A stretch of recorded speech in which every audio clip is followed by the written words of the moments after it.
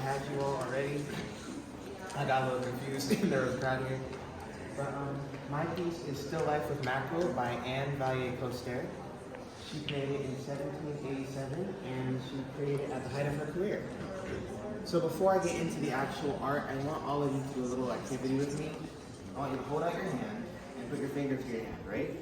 And I want you to get as close as you can to a perfect circle. Once you do that, just draw as perfect as one as you can, right? I want you to imagine doing that over and over again from different perspectives and angles, and then once you're done tracing that, painting it, and then make sure the reflection is there as well. Anne did that over and over again for this piece, and that's really impressive, right? But you don't really see that a lot with still lifes. But the thing is, she wasn't really a still life artist.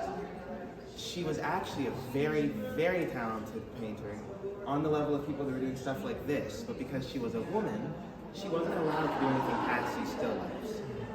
And her career was actually stagnated for a while because of it, until she found herself in the court of a very prominent figure. So she created this piece in honor of France's success, because she was from France, as a result of it. That's why you see stuff like the mackerel and the lemon. And can anyone tell me what that is? That lump. Ham? No. Bread? What? Bread? No. Close though. A dog? It's not that. A pig? It's a brioche. There you go. Oh. It's a French pastry. Someone told me it tastes like oranges. I've never had it before, so I'll take my word. Behind it, you see a castor set, which contains oils and vinegars for the mackerel. And can anyone give me a guess why she included mackerels, oils, pastries, and fruit in her piece? Ingredients? Almost. Quick. Anyone else? Prosperity. Exactly. Back in the day, these were all commodities. Because we take for granted things such as supermarkets and freezers, but back in the day, you had to get this stuff in season. So to have the money to have all this stuff meant a lot. So this piece was created to commemorate that. It was made in France in 1787. Do any of you know what was happening in France at that time? Revolution. Lawrence, do y'all know why there was a revolution happening? Exactly. The people that saw this painting were the very rich, the very wealthy. Her boss was Marie Antoinette, and this piece was created as essentially propaganda. Now, do you really think anyone in France was actually experiencing any of these luxuries? No. So that's why a few years later, she died.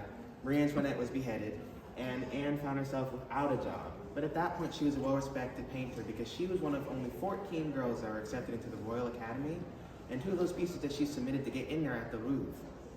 I think I pronounced that right. You gotta just trust me on that. That was a really big accomplishment for her because, like I said, she was a girl. She wasn't even allowed to be taught. She had to learn this stuff from her father. If you go and in your free time look up some of her paintings, she had stuff that was very detailed, very precise. It looked like, if you see that painting over there, it was like that. It was really high quality, but it was really stagnated because of this, because of her being a woman. So do any of you have any questions about the art itself? What's something that draws your eye? The emphasis kind of on the middle piece, all the circular, are those glasses? Those are glasses. What those are in is actually a wine glass cooler, because you wouldn't want your wine glasses to get hot in the sun, right? So you put them in this little tin and it keeps them cool for when you want to drink. Does anything else draw your attention?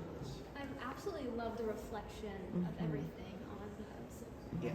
Since she couldn't do higher value and higher level paintings, she made sure that her still lifes were the best ones you would have ever seen. So there was detail everywhere, a lot of painstaking quality. You can see the reflection in everything here. Can you imagine how long that took her? She did this over and over again, and she wasn't really respected for it for years afterwards because she was a girl. During the feminist movement, her paintings surfaced up, and eventually this painting was received by the museum in, I believe, 2014. It was a gift from Sid Bass. Don't quote me. So before I go, just in case any of you weren't able to really get anything that catches your eye, I want all of you to turn around real quick. Just everyone